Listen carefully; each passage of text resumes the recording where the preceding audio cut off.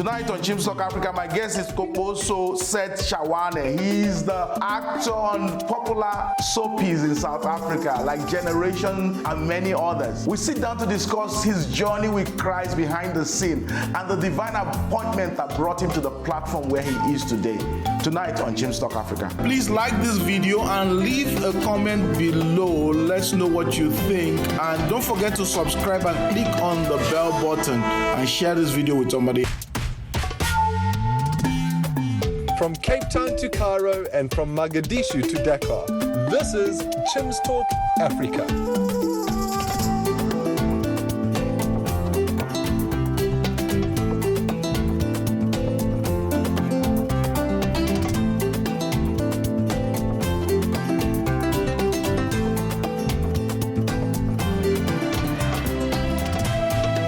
And now here's your host, Chim Onyibilanma. Hi there, welcome to this segment of your show. Like I said in the beginning, my guest today is Kgopotso Seth Chawane. And Seth is well known. Seth, you're welcome to the show. Thank you so much. He's well known for this face that adores our TV all across the country for Generation and Scheme Son. And just the entertainment, the lessons, and all that you do to people. Thank you for the work you do. Thank you. And it's nice to have you here because behind the person we see on the screen is the man himself. Yeah. Seth, let's take your character in Generation. If you were to take the man who is the fixer, who you portray on Generation, tell me the name again. Zwelakhe. Zwelakhe. Now, how much is Zwelakhe and Seth similar, and how much are they poles apart? As far as the east is to the west. You have to go quote scriptures so that you can disown him. There are worlds apart. Okay, worlds how far? apart. Tell me. As you can see, I'm usually very smiley, bubbly. I'm loud. Whereas Zwelakhe is more cold, more internal, always has his guard on, doesn't trust anyone, doesn't like anyone, doesn't believe in having relations and whatever, only likes one person in this world, and that is Jack Mabaso's daughter, specifically played by Nokolo. He's a missionary, Nkabi, popularly known in South Africa. He takes care of rich people's problems if they get into trouble with it. He cleans up for them. He cleans up for them. He's all about money and that. And what is Seth about? How different are you? Seth is about God. He's a Christ freak. I call myself a Jesus freak. Seth is a people's person. Seth loves people. Seth is bubbly. He's kind-hearted. He's sweet. Very sensitive. Compassionate. Wow, you're selling yourself really well. Come on, let's do this. Yeah. How difficult is it to go from Seth to this man who is completely different from Seth? What do you employ? Because people don't know how much craft goes into acting. Yeah. What do you use? So basically, every actor has their own process, and as far as character development is concerned, and when you understand that the person that you're portraying fictionally has a life and a personality of their own, and that is completely separate from you, you find them through the descriptions or their bio or their story world, whatever the terms as we may call them. But it is your responsibility as an actor to give this person a life, a full-blown life. So the separation is quite, for me, simple, because I know that everything that I do on screen, I'm not it. I have to honor the life of the character. And unlike many people, I don't even have that conflict that I'm a Christian, therefore I cannot play. No. Why don't you have that? I believe it is God that brought me here in the first place. Okay. I believe that my steps have been ordered and all the doors that have been opened have been made possible for Him. So if God did not want me to be in this space, I would not. So you just want to honor Him there? I'm honoring with Him excellence. there with excellence Wow. as well. So, and one other thing that actually became foundational to that, it is God speaking in my life when He asked me a question back in 2018, just after before I recorded my DVD live recording, that now that I'm sending you out, who are you going out as? Being able to answer that question will tell you what you have to do when you're out there and who you have to be and all of that. We can't talk about occupying until Christ comes back, and then we shy away from spaces, certain spaces, especially spaces of dominance and influence. And this one actually influences culture more than most other things. A lot. And it's so good that you're there. Let's go way back. Yeah. In our talk before we came on set, you talked about growing up and finding out later in life that you actually suffered abuse. Could you tell us a bit about which age were you in when this happened? When did you discover it? And just how all of that chapter unfolded? So I'm the last born of 4 from my mother. I've had my older brother and my 2 sisters in between. So unfortunately, the reason why I'm named Kgopotso, it's Kumbuzo in Zulu, remembrance, putting it mildly in English, is due to the fact that my dad passed on. My mom was 1 month pregnant with me. So I grew up without, the protection of a dad. So you gravitate towards male figures to fill in that void. I had uncles, I had brothers, as you know it. So I was 7, I think vividly I remember I was 7 years old. It went on from 7, 8, 9 until I was 10. The first time I did not understand what was happening, because here is a young boy who's never had a father figure in his life and looks up to his uncles and whatever, for the type of influence and impact. There's a deep longing inside a boy's child to know what it's like to experience a father's love. And I think my perpetrators took advantage of that. Because I was never a kid who I don't know why kids play. I'm just worried. I don't understand, because I've never been a kid that played. Right? I spent most of my childhood days with, the uncles. You know how it's like in the Kasis where every grown man is your uncle, every grown brother is your. That's how we grew up. So I grew up around such older people. I'd sit and watch them be. And there was a relative of ours who occasionally would come to the house. And I think vividly, the first time I realized that something different had happened, we had a family funeral and we had to sleep in a group, and he was the oldest that was sharing the bed with us. I think it all started there, the whole molestation thing. But I later realized that my older brother did not like this guy.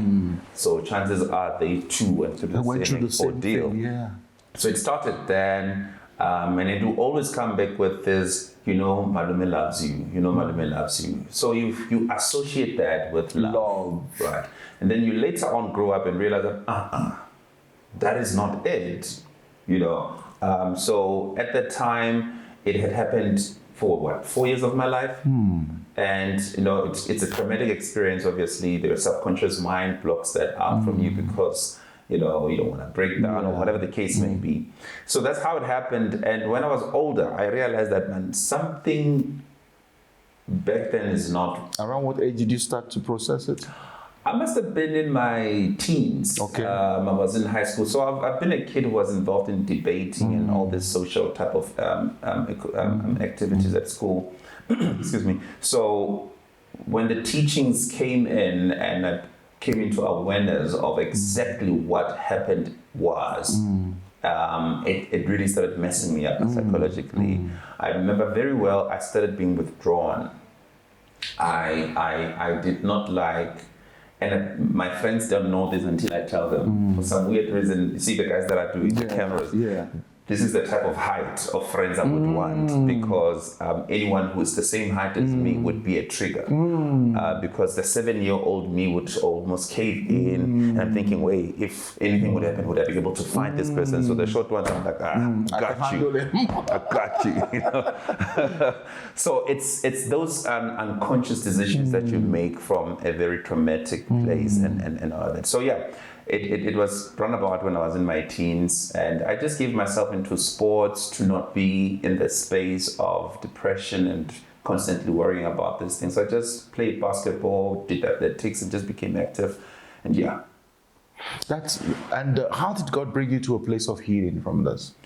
It was a journey. It pretty much took, I'm turning 35 now, so over 2 decades, because it's really not something that you can easily detach from, especially if you've never spoken about it to anyone. And unfortunately, in our black families, topics like this don't have a landing place. They're taboo. How do you walk up to your mom and say your cousin did this to me, and they believe you immediately? How do you even begin to bring yourself into that type of utterance as well about someone older? And so, thank God I grew up in a Christian home. I went to Sunday school. I've always been in a place where there was a relationship with God that was being fostered and cultivated.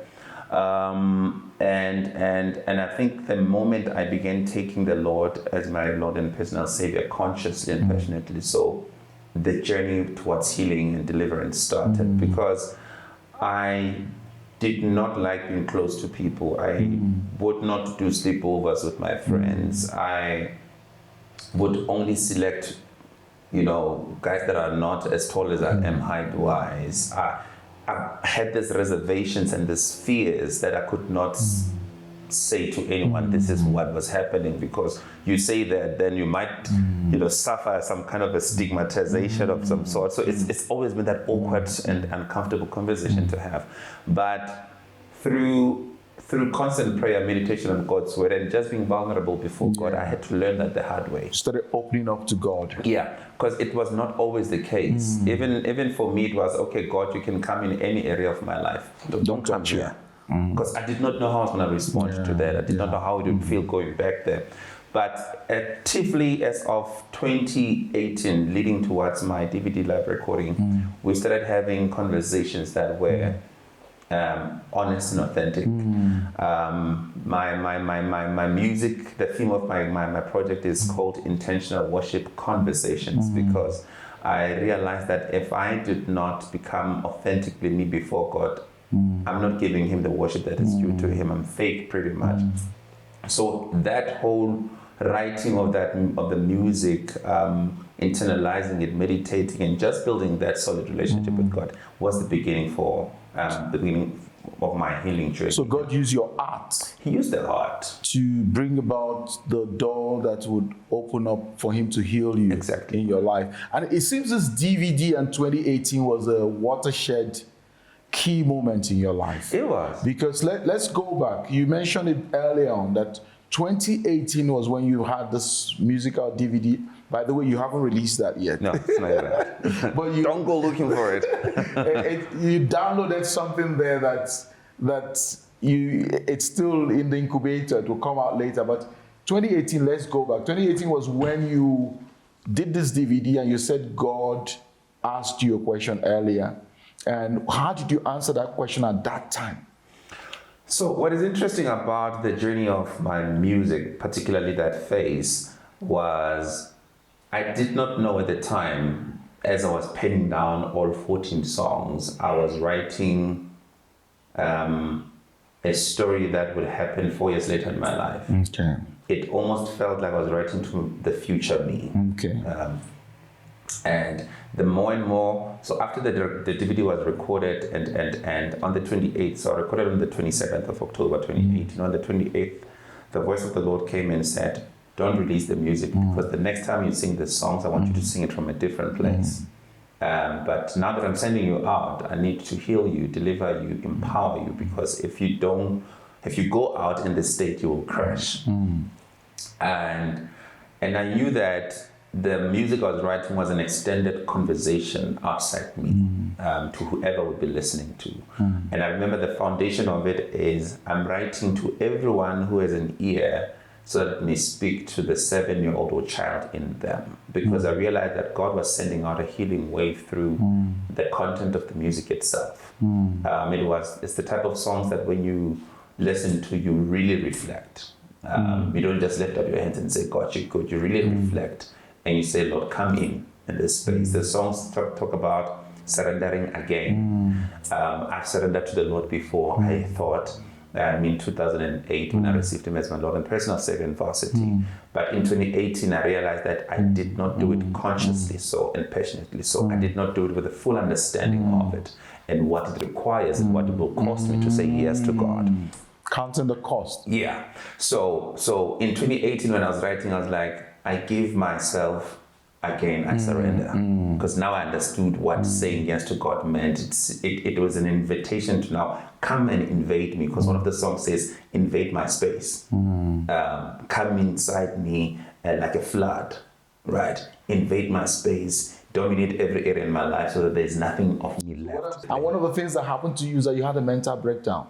Oh yeah. Let's talk about that, because it was as if God was intent on getting you ready for all that followed. Yeah. Like you said, 4 years later, you look back and like, wow. Wow. But that moment, there were a lot of things happening. So tell us about the mental breakdown. A lot of things in that season were pretty much happening, as you said. When you grow older and you start noticing that your peers are progressing in a certain rate in life, you feel like yours is stagnant. People already have an understanding of where they're headed to, what they want to do, and so forth. Relationship-wise, peers are getting married, Their career is flying off. It's flying. And there's a thing about marriage at a young age within the Christian community. You hit 25, you're like, oh, snap. I don't even have a girlfriend. Or I have a girlfriend, but I don't know how I'm going to marry her because I don't have the money to raise for all that stuff. So there's a lot of things that a young man goes through at that time. So for me, it was that, but also compounded losses that I've not grieved for. The childhood trauma that I've never attended to, such as the molestation, the death of my dad, and I was 28 when I mourned, literally cried my first years for my dad. Because I broke down. I started losing my sight. My sight was compromised. A period of time, or? I was in Cape Town with a friend and I was driving, and then boom, on the freeway, I'm like, I can't see. Then we went and I got checked out, like your veins are strained or whatever.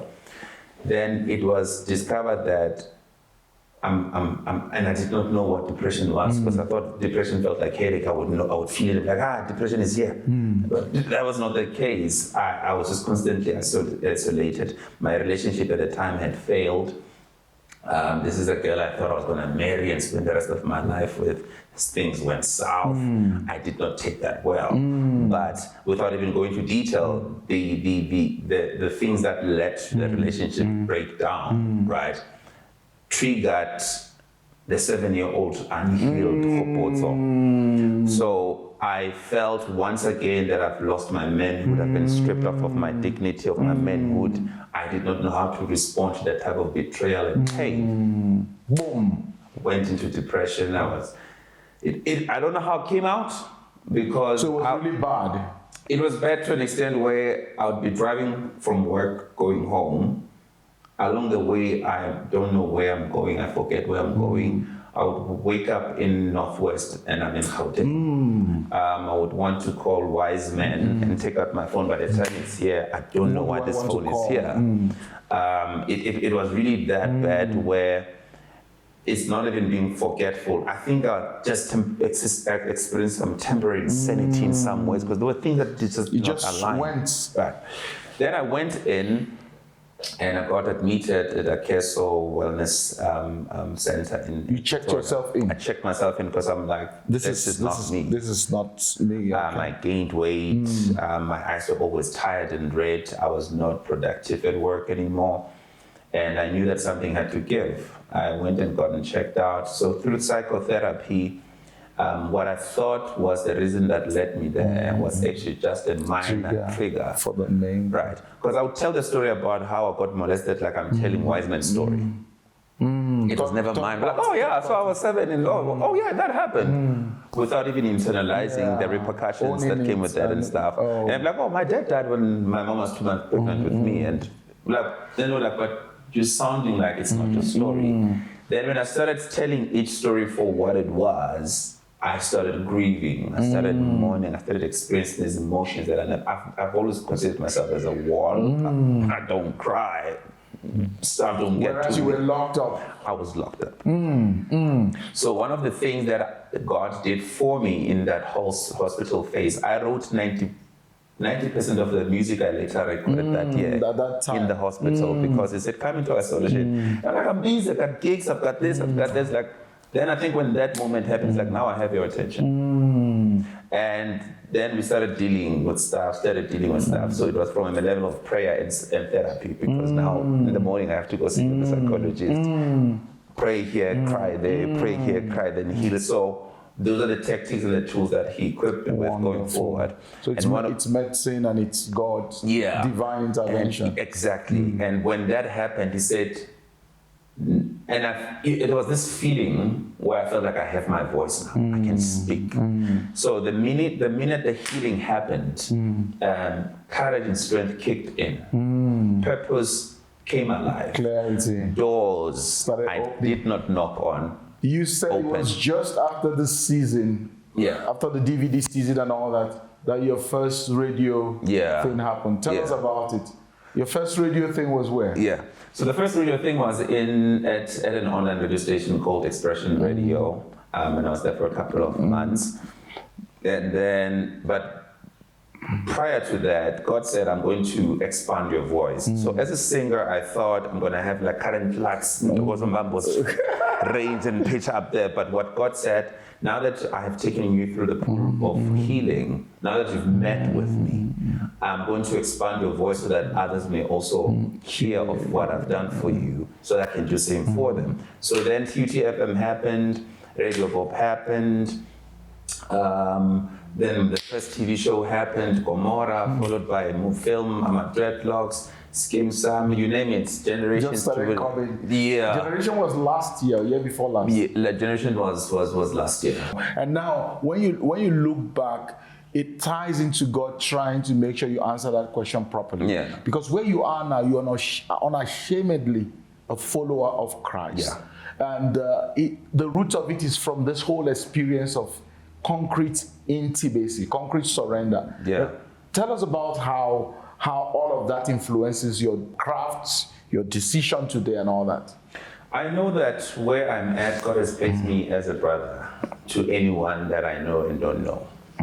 And when he said this one time, do you want me to heal your wounds and remove the scars? I said, heal the wounds, leave the scars, because I understood that the scars bear testimony, and the scars are where I find my story and identity. Wow, so that's profound. So I stopped crying that I got hurt. I started praising him and thanking him that he allowed me to get hurt, so that others may experience through healing through my life, right? So when he places me in awe, and I remember vividly there's a conversation I've had with the Lord where he said, go and be everything that you are not, so that when they come closer to you, they'll find me. And when he said go be, it was within specifically the acting craft. Go and play every character that is deemed to be immorally acceptable. I mean, I'm playing a thug, I'm playing a womanizer, I'm playing a cheating married man, and I do them so well you'd think I'm that guy. But when you draw in closer and then you ask me, hey, how do you do it? I'm like, God. The conversation starts there. So go be everything that you're not in this space. Be of an influence to these people, whoever it is. When they come to you, the first thing that I know they'll see is me. That's wonderful. That's what it means to be a salt and a light. Yeah. Let's try and land this. You can't go to your social media space without you raving about your wife to be. Your wife to be. Why are you gonna make me blush? You can't go. Nobody follows you that wouldn't see that you are more than grateful. Why are you so? Why you tell us a bit about her and tell us why you are so grateful for her. So Nwabisa Dinga is her name. She came in my life at a time where, one, I did not need a girlfriend or a woman. I was like, I'm fine, just gonna be me, pushing my career, pursuing God, doing ministry. You were busy in church also. Yes, leading the youth at church and being one of the worship leaders at church and being a church leadership and stuff. And because of my previous relationship failures, I closed out the doors. Like, whoa. You were your guard. I was like, I'm done, right? Until further notice. And then boom, she happens. And it is crazy how we met. One of my friends, one of her friends who don't know each other, recommended this Christian dating site. I'm like, I'm not for it. I'm thinking, my face is on TV, what if people go there and they find my no. And then she's like, but friend, I need points to get to premium. I'm like, sir, ma'am, go get it somewhere, not, Then I was like, okay, fine. I'll just, register through your coupon link, whatever, get the profile and delete it immediately. It's like, okay, cool, sounds like a deal. Then I did that. Then boom. Novice's picture's the first person I saw.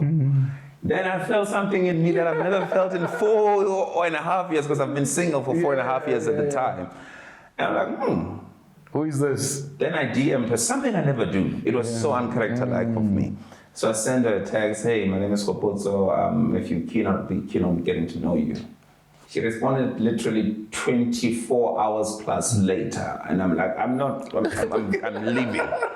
So then I saw her inbox, like, listen, sir, I'm not big on this platform. I don't even want to be here. I'm about to do the app. But if you're still keen on chatting, here's my number. I'm like, okay, ran straight to WhatsApp, like, hey, it's me. So that's how it started. Wow. And something magical happened while we were talking. Now we're getting to know each other. She asked me, so what are you looking for in a woman? I was like, I would want a woman that I can go before God with. What we can, the whole story. She said the same thing. I'm looking for a man who's not like just my lover, but my prayer partner as well. And those were big deals for me, what she said. And when we agreed that we're doing this, I felt something come over me like a blanket, and I was just crying. And I knew that this is it. I felt a love I never felt in a very long time. And this is to someone I'm not having yet met even physically. So, yeah, man, then I said to her, I love you. And she said, thank you. Not what you expected. Thank you. I was like, oh, I'll take that. Yeah, but then we've been at it, and it's amazing what God is doing. Born of God. It's born of God. It's one of those things that you pray to God about, and He says, okay, answers you word for word. Like, you said you wanted this, here is it. You said you wanted this is it. You said you wanted that, this is it. And I think now my brokenness when it comes to love and relationships, even God is healing that. Through what we have. That's what is exciting for me, Seth, is just to see just the journey, the full circle. Yeah. We started with a child being abused. Yeah. We've gone through the breakdown and all the trying to break through in career and seeing yourself get to 30 and not knowing, am I, you talked about 25. When you get to 30 and you've not really made this nobody's calling me. And then to now see God shift all of that, heal you from the pains of the past, situate you in places you thought you would never get to, and even go deeper with this lady He brought to do the deeper. We have a daughter, by the way. So when I met her, she already had a daughter. She was 9 at the time. And my mom once said to me one time. So my mom is like deep in the spirit type of women. She said to me, one day when you get married, you're gonna get married to a woman who already has a child, and you'll be a great dad. Wow. I looked at her, I was like, ma'am, do you know who you're talking to? And then when I met her, one of the first things she said is that I already have a child. I was like, please share the photo. I looked at Atola's photo day when my heart melted. Wow. The first day she called me dad, I did not sleep. I cried the whole night. And I realized that my healing is coming from different places. What a love of God. And what no one could be for me, I am to this child. I was just talking to her on a video because God has put so much into you. Seth, it's your story. I mean, we could go on and on. It's just that we have to stop. But your story already, we can see you could just inscribe on it the grace of God. Grace. The grace of God, because the grace of God is able to take the deepest darkness and bring light out of it. It's able to take the biggest mess, because messed up as a child, confused growing up. Now here you are, bringing order. Said we have to learn this. What will be your last word as you look into the camera? It might be people who are they feel like you felt between 25 and 30 that, hey, the bus has left me the train has left me at the station. Everybody's gone and I'm here and I'm stuck with my pain, with my not knowing where my future is going to. Things are not adding up. What would you say to those people? Two scriptures for me come to mind. First is in the book of Job 23, verse 10, 11 to 12. It's a story about Job who lost it all. His wife, his kids, his wealth, and he was living in anguish and pain. But one thing Job did not do was to curse the Lord. But there's this portion of the scripture where Job says, he knows the way that I take. Hallelujah. And after he has tried me, I will come forth as gold. So Job is painting a picture of gold that is taken through fire for it to come into its full stature or brilliance. Right. And he understood that if the hand of the Lord is the one that takes me through these spaces, I'm not going to die. But when he's done with me, I will realize that I needed that. So in the moment you feel like God is too far, there were moments, there are songs I wrote in my album where I was fighting with God. And people are like, oh, thank you. And I'm like, we are fighting. Right. And the second one is Proverbs 16 verse 3. The Bible says, commit your works to the Lord and he will establish your thoughts. So I've learned that I will rest in knowing that God knows the way. He has already walked ahead of me. So whatever he allows my way, there's a purpose that is divine to it. So mine is to cheerfully walk through. And if I cry, he's here to comfort me because he says I'm closer. Right. But in my crying, as I journey on, what am I giving him to work on? So we many are the plans in a man's heart, but the purpose of God prevails. So we plan, but God makes it happen. So just hold on to the fact that he knows. If you forget anything I've said, remember that God knows. Thank you so much. If you forget anything he has said, remember that God knows. He knows my way. And when all is done, he'll find me standing where he wants me to stand. I've been speaking to Kgopotso Seth Chawane, and he's a popular actor here in South Africa. We know him on TV, but today we know him even more from the story of redemption, of gold passing through fire and coming out with brilliance. What a beauty. Yours is, at some point, Seth, you would need to put this into a book. Yours is a beautiful story. Even if it's a small book, it's a beautiful story of redemption, because we desperately need in our world today stories of healing. And guard this story with all your life. Do everything to fight for it. Don't let the devil stain any of it. God is going to take you higher and higher, but it's only going to amplify the story, not make it irrelevant. I've turned into the preacher man. I've been speaking to a wonderful guest. He got me there.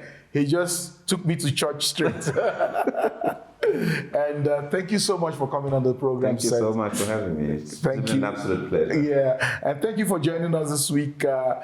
And thank you so much for joining us every week. It's been a pleasure for us to join you in your sitting rooms or wherever you've been watching this. Thanks so much. Please like this video and leave a comment below. Let's know what you think. And don't forget to subscribe and click on the bell button and share this video with somebody.